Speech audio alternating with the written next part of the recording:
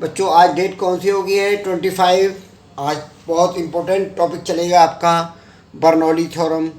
Bernoulli theorem क्या है? जब कोई असंपीड्य द्रव एक स्थान से दूसरे स्थान को धारा रेखीय प्रवाह में बहता है, असमान प्रेक्षित धारा रेखीय प्रवाह में बहता है, तो उसके मार्ग के प्रत्येक बिंदु पर एकांक आयतन की कुल ऊर्जा का योग नियत रहता है। ये प्रमेय है, इसमें कोई फेरबदल नहीं है, इसको ऐसे ही याद करना है। ठीक, गणित रूप में P + 1/2 rho v square plus rho g h equal to नियतांक। अब हम क्या है, असमान परिच्छेद धारा रेखीय नली लिखेंगे। नाम क्या है? एक असमान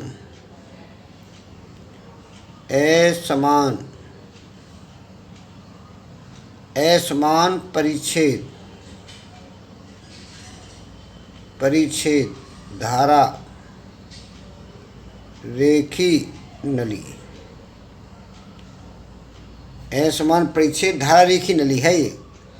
तो अब हम क्या करते हैं, हमने माना जो द्रव का एक सिरे का दाब है वो P1 है, क्षेत्रफल A1 है और वेग V1 है। दूसरे सिरे पर दाब P2 है, द्रव का वेग V2 है और क्षेत्रफल A2 है।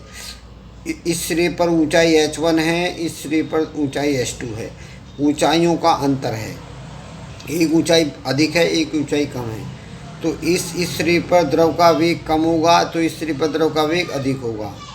ठीक, अब यहाँ पर जो हमारी गतिज ऊर्जा में वृद्धि होगी और इस ऊर्जा में कमी आएगी। जो गतिज ऊर्जा में वृद्धि होगी, इस ऊर्जा में कमी होगी, यह जो है किए गए कार्य के बराबर होगी। इसे ही हम बर्नौली प्रमेय कहते हैं। ठीक, अब इसमें देखेंगे, माना आधार द्रव XY नली में बहता है। जो द्रव के एक्स रे से प्रवेश करता है और प्रति सेकंड एक्स रे पर द्रव का जो कार्य होता है W = force into distance. Force कितना है? P1A1 फोर्स हो गया, डिस्टेंस V1 हो गया, दूरी मतलब V1, दोनों की मल्टीप्लाई कर दी। तो इसी प्रकार से वाई सिरे पर कार्य P2V2 P2A2 V2।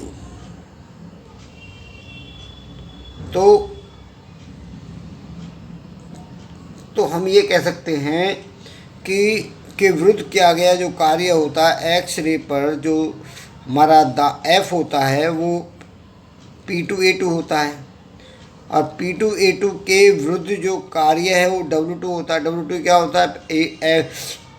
P2A2 into V2। ये दूसरे सिरे पर कार्य आ गया, ये पहले सिरे पर। दोनों का नेट कार्य निकालना है। द्रव पर नेट कार्य कितना हुआ, दोनों को माइनस कर देंगे। P1A1 V1 equal to P2A2 V2, दोनों को माइनस कर दिया। जबकि हम प्रमेय जानते हैं A1 V1 क्या होता है, A2 V2 m/ρ होता है। तो इस वैल्यू को यहाँ सब्स्टिट्यूट कर देंगे तो m/ρ कॉमन आ जाएगा, तो W = P1 - P2 हो जाएगा। ये इक्वेशन 1। जो द्रव प्रवेश करा उसमें किया गया कार्य इतना।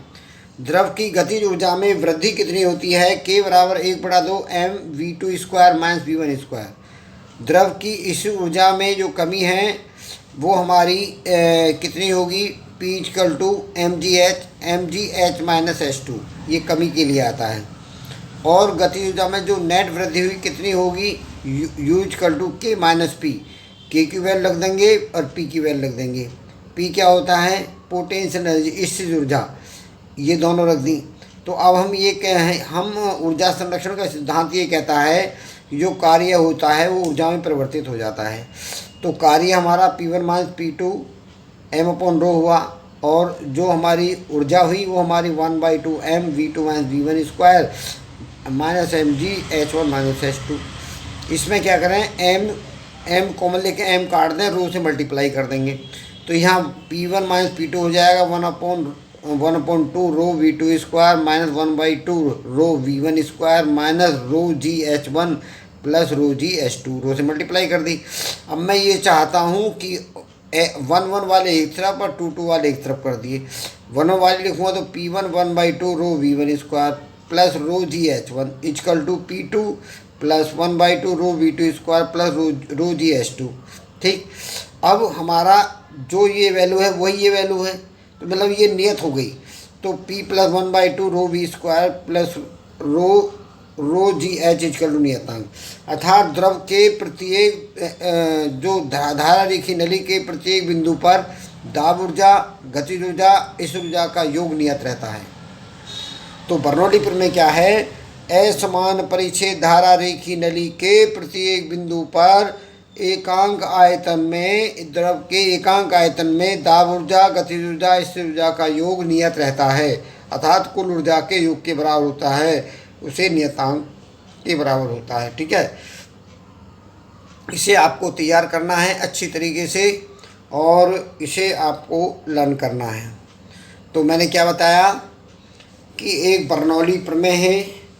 बर्नौली प्रमेय में मैंने आपको ये बताया है, पहले इसका सिद्धांत दिया है, क्या सिद्धांत है, उस सिद्धांत को फिर इस सिद्धांत के आधार पर इस पर डायग्राम बना दिया हमने। इस डायग्राम बनाने के बाद फिर हमने माना है, मान करके फिर हमने शुरू किया है एक्स रे में द्रव प्रवेश कर रहा है, एक्स रे में द्रव का जो प्रवेश करने में क्या गया कार्य है, वाई से बाहर निकलने में क्या गया कार्य है, दोनों का जो कार्य होगा वो नेट कार्य हुआ। जो नेट कार्य को हमने, जो नेट कार्य हुआ वो ऊर्जाएं परिवर्तित हुआ। कौन कौन सी ऊर्जा में? एक तो गतिज ऊर्जा में परिवर्तित हुआ और दूसरा स्थिर ऊर्जा में। गतिज ऊर्जा में वृद्धि हुई और स्थिर ऊर्जा में कमी हुई। तो कुल ऊर्जा का मान जो होता है कि कार्य के बराबर होता है। ऊर्जा संरक्षण के सिद्धांत से, ये ऊर्जा संरक्षण के सिद्धांत से हमने ये बता दिया।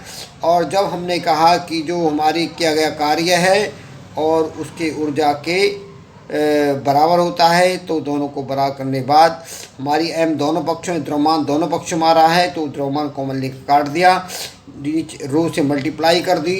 तो रो से मल्टीप्लाई करने पर 1 वैल्यू एक तरफ कर ली, 2 वैल्यू एक तरफ कर दी।